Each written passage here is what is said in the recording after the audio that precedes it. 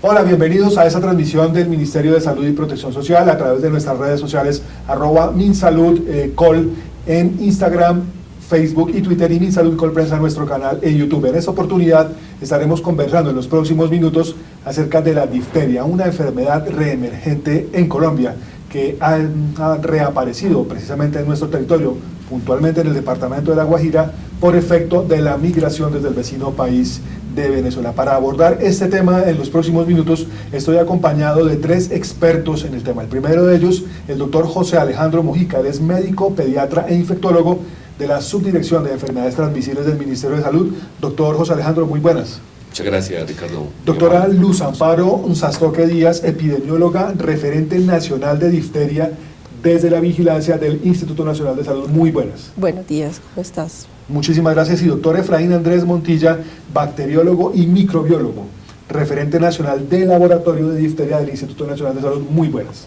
Buenos días, muchas gracias. A ustedes muchísimas gracias. Y empecemos por lo primero. ¿Qué es la difteria? Bueno, la difteria es una enfermedad producida por una bacteria, el Corynebacterium diphtheria. Esa enfermedad tiene un reservorio especial, el humano. El reservorio natural es el humano, o sea, en el humano usualmente se encuentra. Y se transmite a través de las gotas. Alguien que tosa, estornuda, que tenga la bacteria en la garganta, al tener contacto con alguien sano, que está susceptible porque no tiene vacuna, o porque no tiene el esquema de vacunación, o porque ya perdió los títulos de anticuerpos de la vida, hace que esa persona llegue el microorganismo a la vía respiratoria, se ubica en la garganta, en la faringe, y luego se distribuye a través de unas toxinas que elimina esa bacteria por todo el cuerpo. Y esa es la enfermedad. Un cuadro febril con unas lesiones a nivel de la garganta que básicamente se ven como unas membranas que uno difícil de desprender. Las membranas son de color grisáceo, hoy en día han cambiado porque ya está de color amarillo, se las encontramos, y que van taponando, van obstruyendo toda la vía aérea, o sea, la boca, toda la cavidad bucal. Entonces puede inicialmente aparecer en narina, luego en la garganta, en la faringe, en las amígdalas, luego ir descendiendo y ocasionar obstrucción total de la vía aérea. O sea que uno no puede respirar porque la bacteria, por un lado por la proliferación de las membranas, pero por otro lado por la distribución de esas toxinas que produce a larga distancia, afectan el corazón, afectan el sistema nervioso central, o sea, el cerebro, producen neuritis, producen miocarditis y todo el cuadro que les estoy contando a nivel obstructivo. Es decir, puede ser letal. Mortal. Si no le damos a tiempo, si no hacemos el manejo adecuado de soporte, el antibiótico y la antitoxina, que ya más adelante vamos a hablar, esto puede considerarse en un episodio fatal. Bueno, ¿cómo una persona puede identificar algún síntoma particular de la difteria? Pues ahora vamos a hablar más adelante de la definición de caso, pero uno siempre tiene que tener un paciente con un cuadro, primero, febril, ¿ya? Que inicialmente aparece como una amigdalitis. Fíjense ustedes que esa amigdalitis hoy en día lo hemos visto, que casi todos nos quedamos que es una amigdalitis, y bueno, no, que es un acceso amigdalino o una amigdalitis. Y luego uno, al hacer la inspección, y observa uno que en la boca, en la parte bucal, en la parte, todo lo que es paladar, lo que es la parte de amígdalas y faringe, pueden haber unas membranas a las que me estoy refiriendo. Esas membranas son de color grisáceo o amarillento, a uno pueden sangrar al uno tratar de desprenderla. Entonces hemos hablado de fiebre, postración, dolor de cabeza, compromiso del estado general. Hay una cosa, un signo muy importante que es el cuello de toro. Eso lo estamos viendo a medida que la enfermedad avanza y se vuelve más severa. Entonces los niños y los adultos presentan aumento del volumen del cuello, como exactamente descrito. ¿Por qué? Porque los ganglios de la región se inflaman. Hay adenopatías como tal, respondiendo a esa obstrucción que tiene la vía aérea por las membranas que estoy comentando, por la bacteria proliferando. Y fuera de eso, entonces, fiebre, postración, compromiso del estado general, el cuello de toro y las membranas en las amígdalas. No sé si se me queda algo con respecto a la definición de caso. Esa es la presentación clínica, pero el paciente luce muy mal. Sin embargo, hay que recordar que la enfermedad puede ser localizada. La menos frecuente y es benigna es cuando aparece en la región nasal. Hay una difteria nasal, se comporta con obstrucción nasal y membranas que si uno no le mira la nariz, uno no se da cuenta que lo tiene. Sin embargo, la fiebre de pronto es más leve, el paciente está menos comprometido, Pero fíjense que a medida que avanza la enfermedad y compromete la faringe, la laringe, incluso todo lo que es vía aérea inferior, puede ocasionar la obstrucción y el compromiso que lleva a la mortalidad. No sé si estoy claro con lo que estamos diciendo. Hasta el momento estamos claros. ¿Quiénes son más susceptibles a la difteria? Bueno, en este momento está en riesgo toda población, todo niño que no tenga el esquema completo, toda persona que no tenga antecedente vacunal, es decir, que por lo menos haya recibido una dosis de TD o DPT, ¿sí?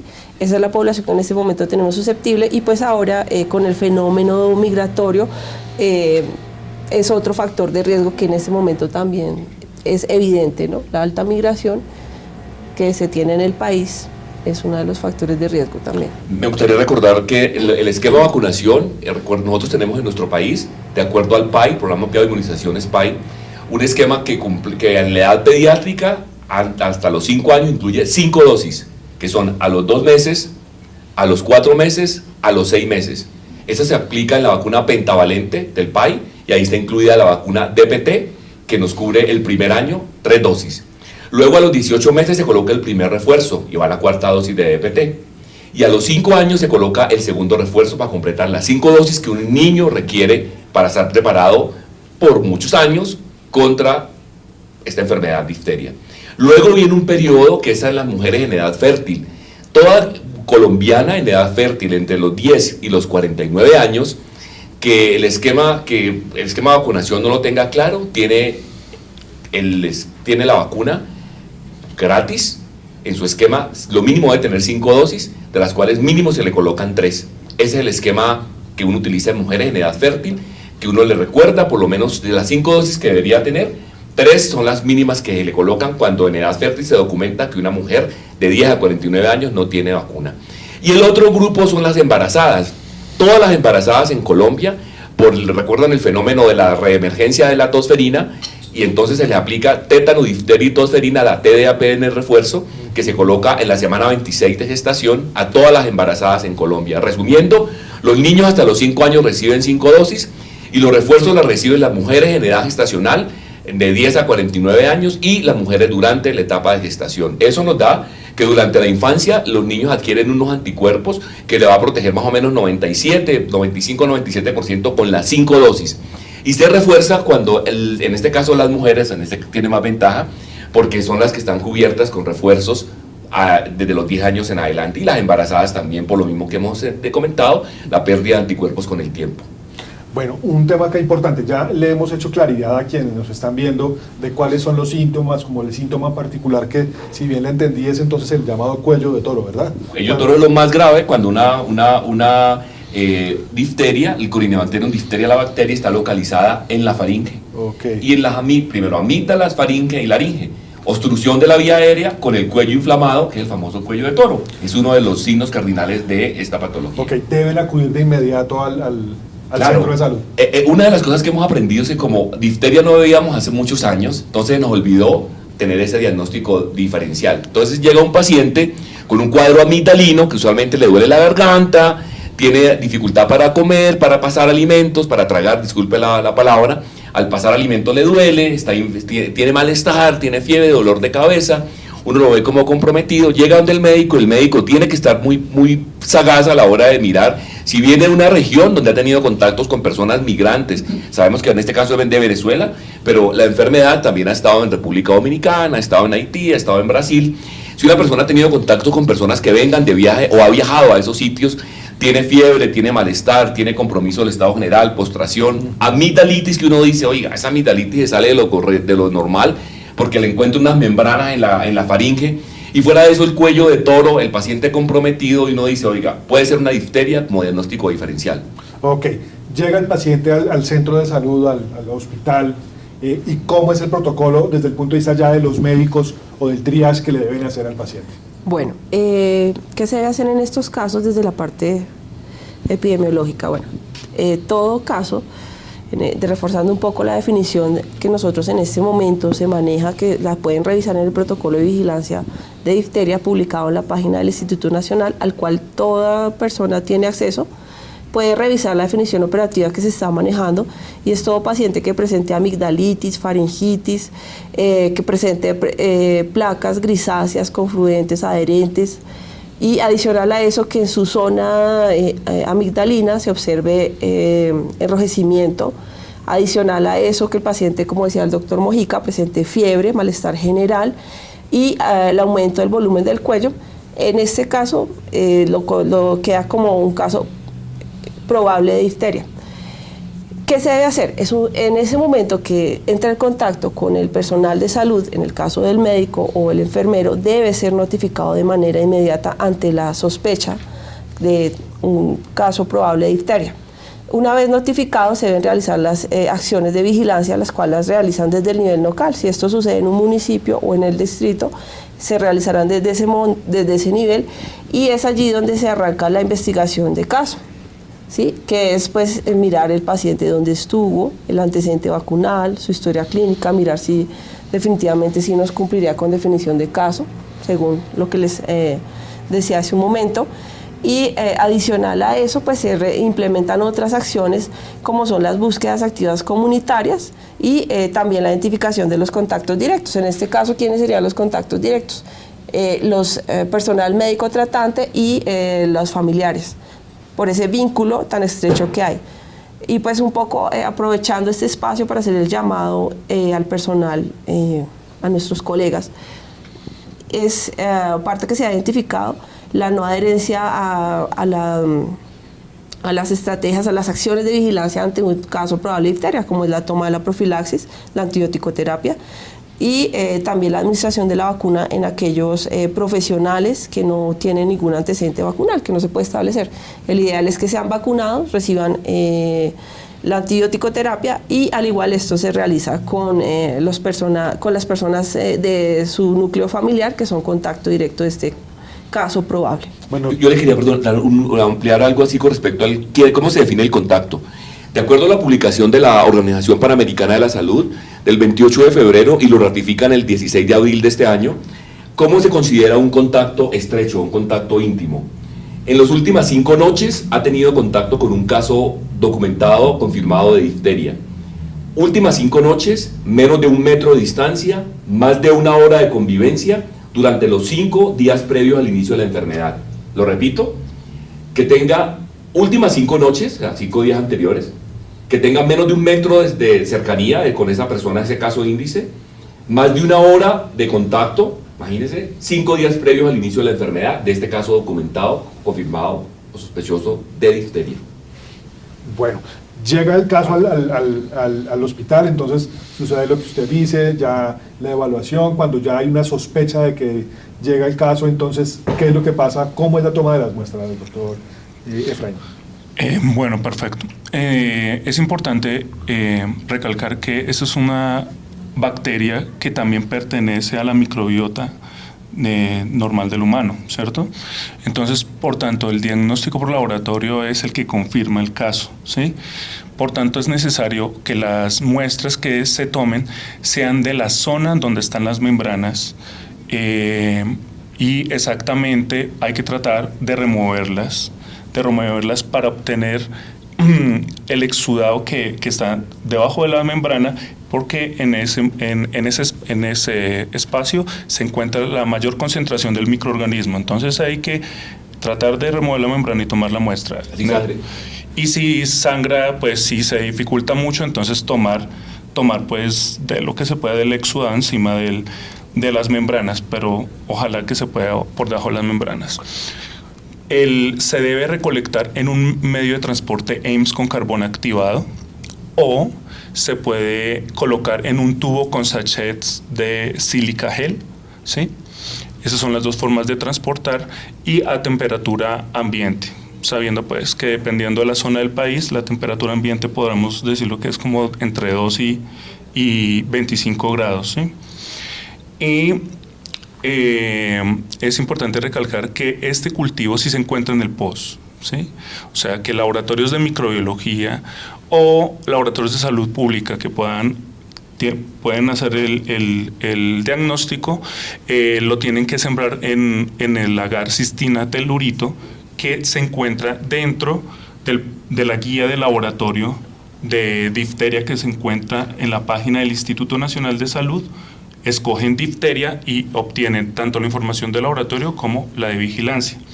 Ahí está la receta de cómo hacer el medio cistinatelurito y tienen que tomar otra muestra para enviar para hacer reacción en cadena polimerasa, que en este momento solo se hace en el Laboratorio Nacional de Referencia, en el Instituto Nacional de Salud.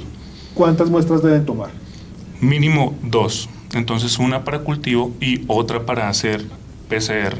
¿Sí? La PCR no se encuentra en POS porque es nueva, se implementó este año, entonces se tiene que enviar desde donde toma la muestra el Laboratorio de Salud Pública para que sea enviado al Instituto Nacional de Salud. ¿El único laboratorio que las procesa es el del instituto? Sí, para hacer PCR. Para cultivos sí lo puede hacer cualquier laboratorio de microbiología, pues que tenga pues los requerimientos mínimos para hacer el aislamiento. ¿Cuánto tiempo tarda el proceso del laboratorio? Bueno, eso depende. La PCR normalmente se demora entre 2 días a 5 días. Lo importante es que al aislar el microorganismo nosotros vamos a hacerle otra prueba con el fin de tener la evidencia de que esa Corynebacterium diphtheria que se aisló del paciente realmente produzca la toxina diftérica. Si no hay un hallazgo de la toxina diftérica, pues no está relacionado a una difteria, solo si la clínica realmente lo amerite, pero necesitamos obtener un aislamiento con la toxina diftérica, o sea que hay que aislar el microorganismo. En el entretanto del proceso de las muestras en el laboratorio, ¿qué pasa con el paciente en el centro de salud? El paciente primero toca estabilizarlo quiere decir pues manejarle la fiebre, manejarle la vía aérea, que es lo más importante. Ustedes saben que la vía aérea puede estar obstruida y eso salva vidas. Algunos requieren incluso medidas dramáticas y drásticas como una traqueostomía o medidas rapidísimas para asegurar la vía aérea. La mayoría, algunos han requerido ventilación mecánica porque se obstruye por las membranas el paso del aire. Se requiere la estabilización y sobre todo evitar las complicaciones, que si el paciente tenemos inmediatamente que hidratarlo, porque usualmente llega muy deshidratado, llegan febril, compromiso del estado general. Y recuerden que la Organización Panamericana de la Salud, el CDC, la Organización Mundial de la Salud, dicen 3 cosas claves para un paciente cuando uno sospecha difteria. Lo primero, estabilización clínica, y hablo del monitoreo, ¿no? Y el monitoreo incluye el monitoreo cardiovascular, porque les decía que esta bacteria produce unas toxinas, que esas toxinas se liberan, van por vía sanguínea y van por todo el organismo, donde afectan el corazón y pueden afectar el sistema nervioso central. El paciente hay que monitorizarlo, quiero decir, tenerlo aislado. Nadie puede estar al lado del paciente, les contaba, porque él elimina la bacteria por secreciones, por gotas, y una persona susceptible puede adquirirlo y puede enfermarse. Por otro lado, si yo lo voy a manejar, recuerda las medidas generales de bioseguridad. Tener en cuenta que yo debo tener protección con una mascarilla adecuada, debo tener los guantes, elementos de protección personal, que es lo mínimo como trabajador de la salud debo brindar a la hora de tratar a un paciente. Fuera de eso, al paciente como tal, debo aislarlo en un sitio donde no tenga contacto con otros, debo tenerlo monitorizado, cardiovascular, o sea, a través de un monitor mirando cómo está el ritmo, porque muchos hacen arritmias y pueden fallecer por la miocarditis. Debo tomarle, ya hablamos de los laboratorios que le debo tomar, pero tan pronto yo pienso en una difteria, mira el diagnóstico diferencial que ya hablamos, inmediatamente el manejo, dice 3 cosas, dice el CDC, OMS y OPS: antibiótico, antitoxina diftérica y el monitoreo como tal del paciente. Entonces el aislamiento y todas las medidas incluye vacunación. Y entonces el manejo del paciente incluye estabilizarlo, colocarle antibiótico, ya hablamos de tal, la antitoxina diftérica porque disminuye 20 veces la mortalidad cuando yo aplico la antitoxina diftérica adecuadamente. Recuerda, ya le hablamos de la antitoxina. Y fuera de eso, miro la parte del estatus vacunal del paciente, pero también miro los contactos. Entonces, el quinto elemento, los contactos. Porque fíjense ustedes que esta enfermedad, si yo tengo un paciente, un caso índice, el caso positivo, esta persona pudo alrededor, 1 de cada 10 pueden haber tenemos contactos positivos alrededor de ese caso inicial. Y ese caso positivo que nos da portación, nos puede hacer 0,1, nos puede hacer la enfermedad 0,1%. Pero eso le estoy contando, son las estadísticas internacionales para decir que si yo tengo un caso índice de difteria, tengo que tener cuidado con el paciente y cuidado con los contactos. Los contactos eran los que usted nos mencionaba hace un rato, Sí, ¿verdad? son los contactos directos. Valga la pena hacer la aclaración y hacer énfasis, aprovechar este medio. Súper importante en el momento que se tenga el contacto o la sospecha de un caso probable de difteria, el ideal es tomar de manera inmediata la muestra, no esperemos administrar antibiótico porque eso nos va a generar falsos negativos en el laboratorio y se nos dificulta el poder establecer si estamos frente o no a un caso de difteria. Es decir, primero la muestra y después el suministro del antibiótico. Sí, claro, ese es el deber ser, el ideal. Respondiendo cuáles son los contactos directos, lo que decía el doctor Mojica, que el paciente que tiene por 5 días, por lo menos mínimo 1 hora de exposición, pero también aquellos donde hay ese compartir por las secreciones mucosas de pacientes que tienen la enfermedad o inclusive personal que es como portador, ¿sí? ¿Qué quiere decir un portador? Es una persona que tiene la bacteria en su microbiota, en su garganta, ¿sí? Pero no desarrolla la enfermedad. Ese contacto con esas personas enfermas o esas personas portadoras con su secreción de estos individuos es lo que nos hace relacionar o decir si es un contacto estrecho, ¿sí? El hecho de compartir los utensilios, el menage en la casa, inclusive cuando se fuma cigarrillo se hace compartir con la secreción de personal enfermo. Eso es lo que nos hace definir parte de cuáles son los contactos estrechos. Por eso siempre iniciamos por el núcleo familiar, inclusive si son personas jóvenes, lo que son las amistades, el noviazgo, queda ese contacto por los besos también. Pues obviamente el personal de salud que haya estado expuesto, porque pues siempre si el paciente llega, tos, estornuda, entonces pues eso hace que se nos disemine y serían parte también en contacto directo de ese paciente, de ese caso. ¿Qué tan probable es que un contacto de los que usted acaba de mencionar pueda contraer la enfermedad? Sí, tenemos evidencia. En este momento pues ha sido parte de la cadena de transmisión que se ha identificado en el departamento de La Guajira. Son pacientes que han tenido contacto estrecho por besos. Tenemos una cadena de transmisión, sí, es muy alta la probabilidad que inclusive en el primer contacto ya el paciente sea portador. ¿La difteria le puede dar a una persona de cualquier edad o...? Usualmente le da una de cualquier edad susceptible, o sea, no vacunada, con no esquema de vacunación completo. De hecho, los casos que hemos tenido son personas que se han identificado sin vacunación o esquemas incompletos. Le contaba 5 en la infancia, refuerzos después de los 10 años, incluyendo mujeres en edad fértil y las embarazadas. Entonces, que no tengan esos esquemas de vacunación apropiados, son personas que son susceptibles a hacer la enfermedad.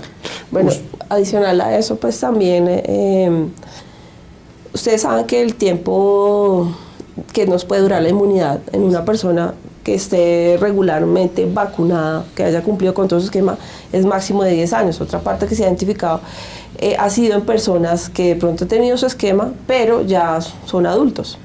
¿Sí? Esa es otra recomendación. No se sabe que como la tosferina, la difteria y el tétano son enfermedades que se previenen a través de la vacunación, pero la vacunación son vacunas inactivadas, es decir, le aplico el biológico y con el tiempo va perdiendo la inmunidad. Por eso requieren los refuerzos. Entonces yo completé el esquema de la infancia 5 años y en la edad adulta se requieren los refuerzos respectivos. Entonces lo que dice la doctora Amparo es muy cierto.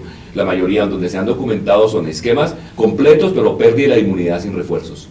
Desde ese punto de vista, ¿el personal de la salud debe vacunarse contra difteria? Claro, sí. Obligatorio. Es obligatorio, no solo contra difteria, sino con muchas enfermedades infectocontagiosas, no solo difteria, lo que es sarampión, lo que es tosferina, hepatitis. O sea, cinco enfermedades básicas que debe tener un trabajador de la salud, que son la hepatitis B, la vacuna de influenza, sarampión, rubiola y papera, la TDAP, que es difteria, tétano y tosferina, y varicela. Son las vacunas que un trabajador de la salud obligatorio debe tener. No todas están incluidas en el PAI para trabajador de la salud, pero sabemos que priorizar esos biológicos en trabajador de la salud. Bueno, rápidamente, la toxina, la antitoxina, esa, ¿cómo se le suministra al paciente? Sí. ¿Cómo se le suministra al centro de salud? Yo hablo de cómo se le suministra al paciente y me ayudan los doctores Amparo y Efraín de cómo llega a la identidad territorial. Recordaba que los 3 pilares del manejo de un paciente son el antibiótico, que los antibióticos que se utilizan son la penicilina cristalina. Recordar, penicilina cristalina, si yo tengo un caso índice, yo debo utilizar penicilina cristalina a dosis 100.000 unidades por kilo, aplicada cada 4 horas, si el paciente está hospitalizado idealmente. O utilizo eritromicina, que se utiliza más o menos 40-50 miligramos por kilo, 4 veces al día.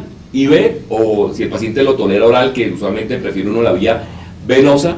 Entonces hemos hablado de los macrólidos como eritromicina, IV, intravenosa o penicilina cristalina. Si el paciente está estable, podemos utilizar durante 14 días, imagínense una inyección intramuscular de penicilina, eso es más difícil. Entonces, por un lado el antibiótico en el caso índice y la antitoxina salva vidas, y sabemos que tenemos una presentación que la brinda el ministerio, hoy en día la tenemos disponible en nuestro país. Sabemos que una ampolla tiene 10.000 unidades y de acuerdo al grado de severidad de la enfermedad. Si tenemos una enfermedad leve, el frasco tiene 10 mililitros y viene 10.000 unidades. Uno debe hacer una prueba de sensibilidad antes de aplicarlo, preguntar al paciente si ha tenido contactos y ha tenido alergia previo a este biológico, y fuera de eso, si ha tenido alergia, pues uno tener todas las medidas. Se debe colocar en el día usualmente, salvo que sea muy grave, pues si la colocamos en la noche, tenemos que monitorizarlo, tener todo lo que es un grupo alrededor, porque es un biológico de origen usualmente equino, el que tenemos disponible, viene de suero de caballos, entonces puede haber una reacción si yo he tenido antecedentes a alergias a biológicos previos o algún tipo de alergia. Importante la prueba de sensibilidad.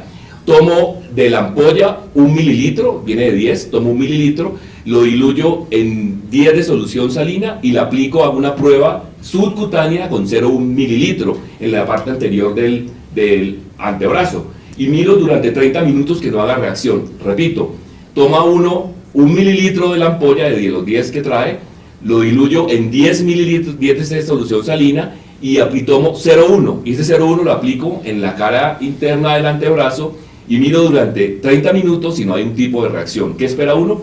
Que exista rasquiña, o sea, prurito, malestar, enrojecimiento, y hay varios tipos de reacciones, como esto es un suero que estamos aplicando a un paciente de origen externo, puede haber una reacción inmediata, que puede haber desde una reacción severa hasta una reacción leve, que es local, o puede haber un cuadro febril, que eso le da después de unas horas de aplicárselo, o a los 7 días de enfermedad del suero. Eso es para contarles que no es inocuo, que hay que tener, si yo lo pienso que es una difteria, tengo que aplicarlo, pero tener todas las medidas alrededor de precaución, porque es un biológico de suero de otra especie que lo estamos aplicando a un humano. ¿Cuáles son las dosis? Si yo tengo una persona que tiene una difteria, sospecho una difteria de leve, localizada en la que es amígdala, nariz, amígdala, y es un paciente que está menos de 48 horas de evolución del cuadro, yo puedo utilizar entre 20 y 40.000 unidades. Uno prefiere el uso intravenoso, esas ampollas, o sea, 2 a 4 ampollas, las diluyo en solución salina, 200 a 400 mililitros, y la aplico durante una infusión 2 a 4 horas. Importante es que si yo tengo un caso severo, uno utiliza entre 80.000 y 120.000 unidades. Quiere decir que 8 a 10 ampollas las diluyo y las coloco en 4 a 6 horas de infusión, monitorizando lo que les conté. Y un cuadro intermedio puedo utilizar entre 4 y 6 ampollas, es decir, 40.000 a 60.000 unidades. Y básicamente monitorizando al paciente durante varias horas, idealmente un día, luego de aplicar este biológico. Importante también, no sé si hay algo más para contar, el antibiótico, la antitoxina y mirar el estatus vacunal del paciente. El antibiótico está incluido en el POT, la gente no tiene que preocuparse por este tema. La antitoxina, ¿cómo llega a los territorios? Bueno, la antitoxina tiene un flujo, así como todos los biológicos en este país. Arrancamos desde la cabeza, que es el Ministerio de Salud y Protección Social, desde el programa ampliado de inmunización. Lo envía a las partes del departamento de distritos, y desde el nivel local, o sea, si el médico, estamos en un centro de salud y el médico sospecha que está frente a un caso probable de difteria, desde ahí ya empieza a hacer la remisión desde el programa ampliado de inmunización local, desde el municipio, hacer la solicitud al departamento y hacer desplazamiento del biológico, de la antitoxina. Voy a hacer una aclaración con respecto si se presenta un caso fatal. En patología no existe un gol estándar para hacer el diagnóstico. Entonces, en el caso de que se observen las membranas, ya el paciente muerto, hay que removerlas y ese va a ser la prueba confirmatoria, ¿sí? De ahí vamos a aislar el microorganismo. Y segundo, que pues es necesario también enfatizar de que pues hay varias infecciones faríngeas que también hay que hacerle un diagnóstico diferencial y que hay que llegar a un diagnóstico. Entonces, buscar el Streptococcus beta hemolítico, el Staphylococcus aureus, Archaeonobacterium, Borrelia vicenti. Bueno, hay diferentes Cándida, exactamente. Toxoplasma, todos dan adenopatías, dan lesiones exudadas en la herpes, en la cavidad bucal. Importante los diabéticos y las personas con inmunocompromiso, porque tienen unas lesiones especiales, porque pueden hacer cuadros que nos pueden semejar una difteria y no lo son. Pero hoy en día, si tiene criterio epidemiológico, si tiene clínica, aparte de lo que hemos dicho, cándida, Staphylococcus aureus, la típica amigdalitis, ácido periamidalino por el estreptococo del grupo A, hay que pensar también en toxoplasma, hay que pensar en Epstein-Barr. Son algunas de las enfermedades que producen cuadros, tanto virales como bacterianos, que nos pueden hacer sospechar una difteria. El final, contarle los contactos. Uno tiene un contacto, y ya no lo dijo la doctora y no lo dijo el doctor Efraín, el contacto, uno tiene que aislarlo. Si yo sospecho una difteria, yo tengo que tener los contactos estrechos por lo menos cortizados 7 días. ¿Qué quiere decir cortizado? Por favor, aislados. Es decir, los pacientes los debo tener, que no vayan a sus áreas de trabajo, que estén hasta que se haga el completo diagnóstico 7 días. Y esos 7 días yo lo debo utilizar por lo menos una dosis de besatínica, penicilina, o utilizar el macrólido por lo menos 7 a 14 días, mientras hacemos el diagnóstico confirmatorio de ese caso.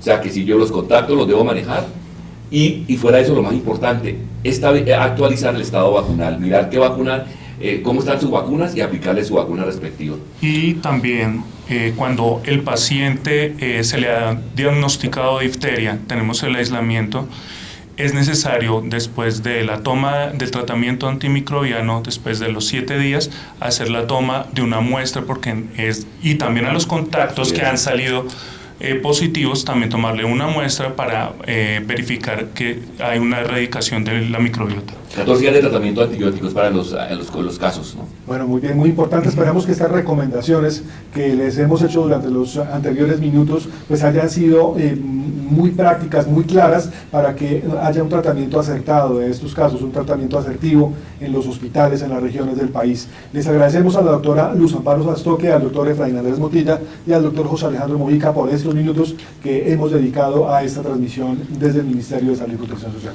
Hasta una próxima oportunidad. Muchas gracias.